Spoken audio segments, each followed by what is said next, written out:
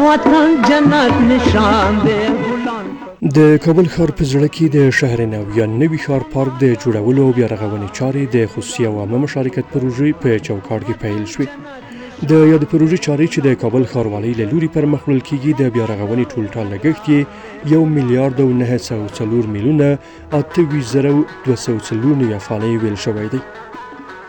شهرنو یا د نوي ښار پارک په 9,663 متر مربع ځمکه کې د کابل ښار یو له مهمو او پخوانیو تفریحي پارکونو څخه شمیرل کېږي چې د معیاري امکاناتو د نشتون او د زیربناوو د له منځه تلو له امله یې بنسټیزې بیارغونې ته اړتیا درلوده. د پارک د بیارغونې د پلان پر بنسټ په 12,908 متر مربع ځمکه کې چې د پارک 14.2 سلنه تشکیلوي یو شمېر سوداګریز او خدماتي تاسیسات لکه لوړپوړیز سوداګریز مارکیټ، تر ځمکې لاندې مارکیټ، د ښځو لپاره ځانګړی مارکیټ، تفریحي ځایونه، رستورانټونه، جومات، د لامبو وهلو حوض،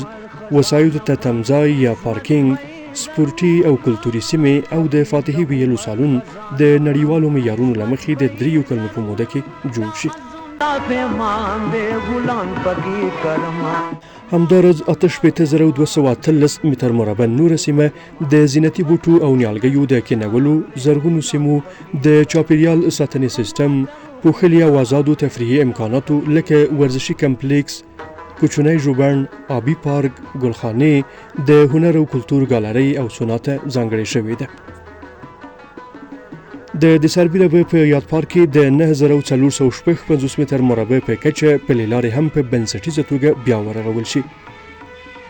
د پروژې په بشپړېدو سره به د پارک عمومي برخو کې ښاریان په وړیا توګه لاسرسی ولري او همداراز د شهرنو یا نوي ښار پارک به په یوه مناسب او خوندي تفریحي ځای بدل شي.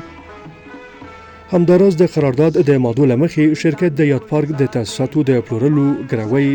سرقلفۍ او انتفاعي ګټې اخیستنې حق نه لري.